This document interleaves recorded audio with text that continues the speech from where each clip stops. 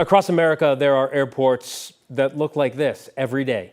DHS Secretary Mark Wayne Mullen posted this photo today, and these are his words. The caption was, "It's a great day for deportations." So tonight, we are premiering a multi-state investigation of what goes into these kind of flights, because they happen way more than you think and not necessarily out of the country. And we don't notice, right? Yeah, right. Do we know about it? We don't, but now we do, because here's a preview of ICE Air inside America's secret deportation network.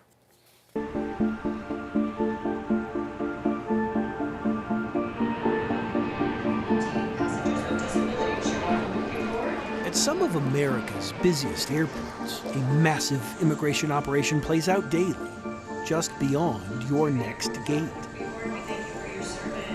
It's astounding, just the number of people that are moved daily. If you think you know where they're headed, you don't. What we're seeing over the past year is just chaos. Pero no sabíamos para dónde. Yo no sabía para dónde íbamos.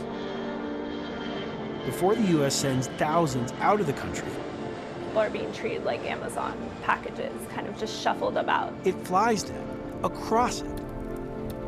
I had a client detained in Maryland who ended up in Louisiana, then in Texas, then finally to Tacoma, where I met her. Hidden within millions of lines of data, a billion-dollar network moves quietly. It can be, within hours of arrest. We found the planes, the routes, and the people. And then we're told the client isn't in New Mexico anymore, the client is in Louisiana. And I think that's part of their game. Y no podemos llamar, no podemos hacer una llamada. ¿Dónde estamos? An investigation of what happens in the miles between arrest and removal. Huge amounts of funding from the U.S. government are going in with very little oversight. This is what the government calls ICE Air. They could literally be moved overnight and I won't know. Director of Investigations Chris Vanderveen is joining us because he's been working on this documentary for months. Yeah. And Chris, there are a lot of questions I have for you. Got to ask you some last hour, but just for our viewers' sake, tell us how this investigation started. It really began as solely an investigation of what was going on at Denver International Airport. Paying attention to the news, it's not a secret, there was some concern from Denver City Council as to these ICE Air operations that were taking place on a near daily basis at DIA. From there, we sort of identified, we looked at 1.5 million flights and figured out, hey, could we figure out among those 1.5 million flights which ones are really ICE Air operations? These are flights, and keep in mind, that are not really advertised. They're also kept quiet under a system to the FAA that's known as LAD. We don't need to get in details about that, but it keeps it off a lot of those flight tracking websites. But through there, we could identify patterns and routes, and we started to say, hey, I think we've gotten pretty good at identifying these planes.